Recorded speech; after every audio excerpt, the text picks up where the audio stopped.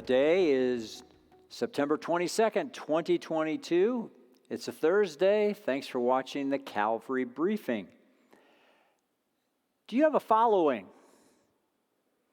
We might not have ever asked that question a decade ago, but now with social media and blogs and websites, following is a part of our language.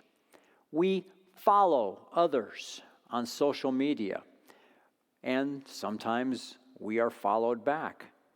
There's another word in our language that has become very common, and that is the word influencer. People now aspire to the career of influencer, hoping that they can use their different platforms and their fame in order to influence others to buy products. Christina Fox in Table Talk magazine wrote recently an article about this whole idea of having a following.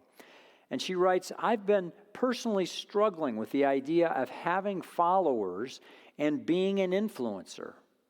But then I read Paul's letter to the church at Corinth, in which he exhorts them, 'Be imitators of me as I am of Christ.' 1 Corinthians 1:11. That Greek word for imitators here is used to describe one who mimics or follows, emulates another. It's like someone admiring the qualities and skills of a mentor and seeking to copy or mimic what that person does.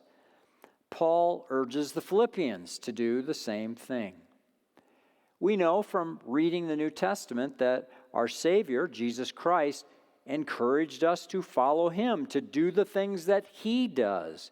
If anyone would come after me, in Mark 8:34, he said, let him deny himself, take up his cross, and follow me.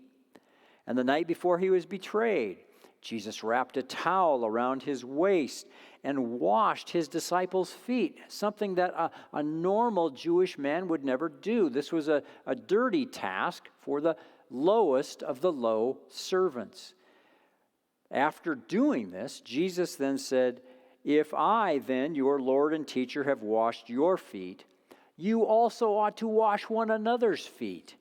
For I have given you example that you should do just as I have done to you." Jesus calls us to follow him in a life of humility and service, and a life that includes all that he has done for us.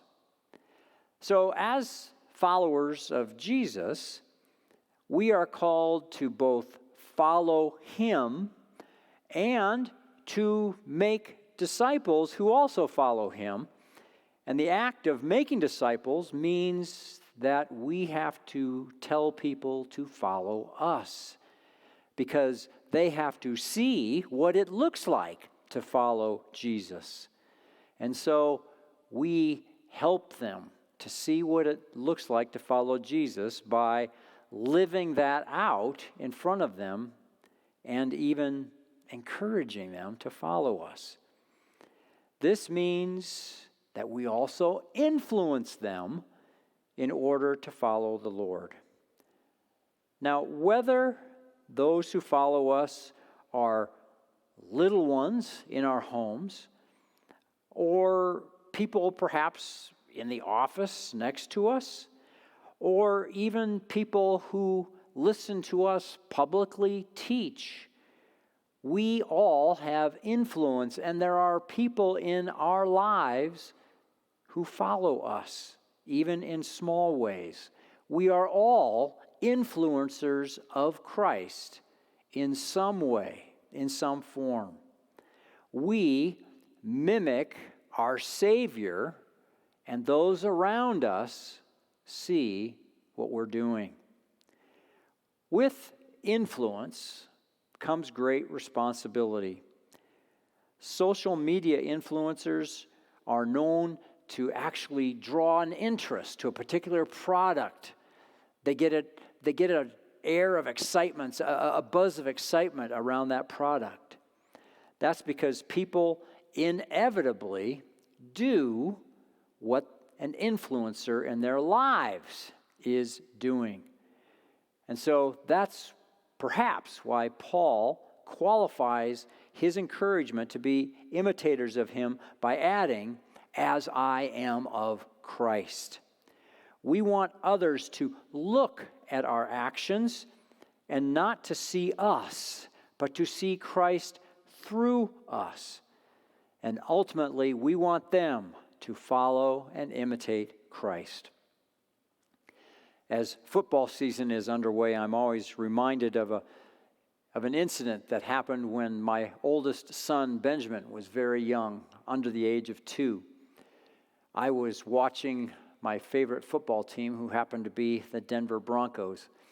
And when I watch an athletic contest that I'm very interested in, and when I'm very nervous, I actually watch standing up because I can't stand to sit down.